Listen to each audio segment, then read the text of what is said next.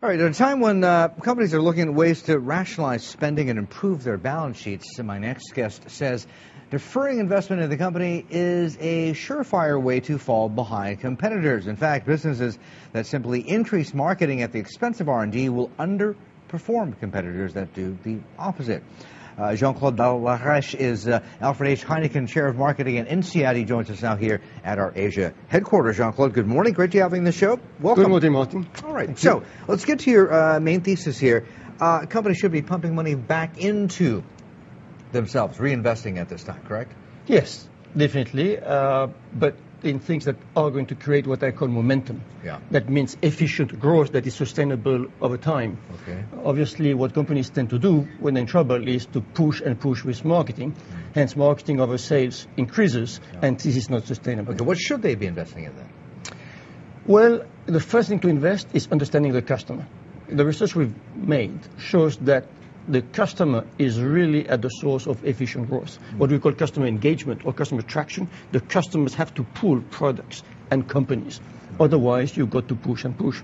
I mean, Detroit is probably the worst example of the lack of momentum. You know, when you spend $5,000 to $9,000 per car to convince people to buy the cars, I mean, this is what we call compensating strategies. It's using money to compensate for something you should have done, which is to understand the customer. Not so good product also, right? To be fair, right? Well, but the definition of what is a good product is always in the consumer's eye. Okay, the consumers has to judge, definitely. And if you've got to push, if the product is not so good. Jean-Claude, isn't the mood in companies still one of cautious optimism? And as such, we don't really know, haven't got a great deal of visibility on the outlook in the economy. And as a result, aren't companies still really locked in cost-cutting, remedial action, as opposed to looking to spend and reinvest? Well, you know, cost-cutting should be a permanent activity. You know, people should not wait for a crisis to cut. The problem is in the crisis, people cut everywhere, you know, blindly, and that's very bad. We have a lot of waste in companies. We waste people's time, and we waste money.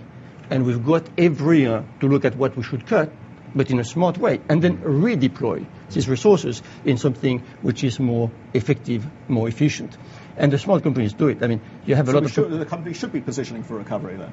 Yes, yes. And we can see it. I mean, Ford, for instance, has announced some pretty good results now. But the most amazing example for me was Hyundai. In the first quarter of 2009 in the US, they were growing at more than 4% when everybody else was declining at 10, 20%. How did they do it? How did they do it? Yeah, what did they do right? That is an advertising program, which was job loss insurance. If you buy a Hyundai, okay, and you lose your job 6 months later, give it back, no questions asked, we pay for your leasing. Oh, smart. Okay. Smart. But what they've understood is not only how to make automobiles, but what they've understood is the key emotions of the customer. This anxiety of, I'm going to indulge myself, buy a new car, but if I lose my job 6 months from now, this is irresponsible behavior towards my family. That's what we call a momentum killer. And definitely, Hyundai was able to see this momentum killer and basically tell the customers, relax. So it sounds as though, the companies that are going to get ahead in this sort of environment are ones that understand the consumer, understand especially that right now you've got a very, very nervous, very scared, insecure consumer. That's right. Yeah. Right. Understand the emotions. Yeah.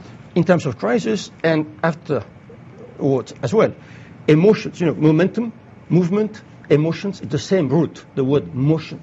What drives the world is emotions, and you can see through the crisis. But there's a cultural issue here as well, though. I mean, this part of the world, what this crisis has really showed us is that Asian consumers are more inclined to save as opposed to spend. I mean, the flip side is the case in the developed countries in North America. So how do you square that circle?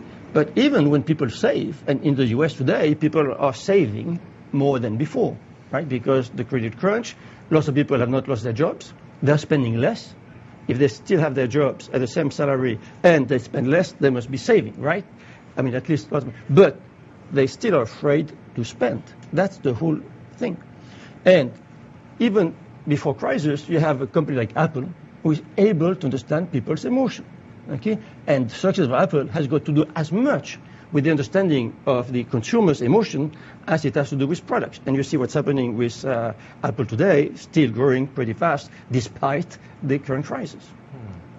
I gotta say, everything you say makes sense, and it's pretty rational to me, but at the same time, it would seem to be sort of a no-brainer, you know? Obviously, you've got people still losing jobs. They're going to be scared and nervous. They're not going to want to spend when they don't know where their next paycheck's coming from, whether or not they can continue paying the mortgage. And the thing to do for companies is, at the very least, look, you need to offer a value proposition. Yes. Isn't it as simple as that? Yes, you need to offer a value proposition, or what I call power offers.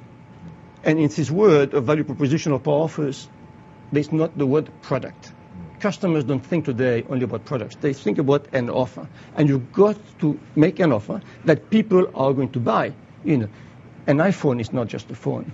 Okay, it's an offer. An iPod is not just an MP3 player. And the offer by Hyundai is not just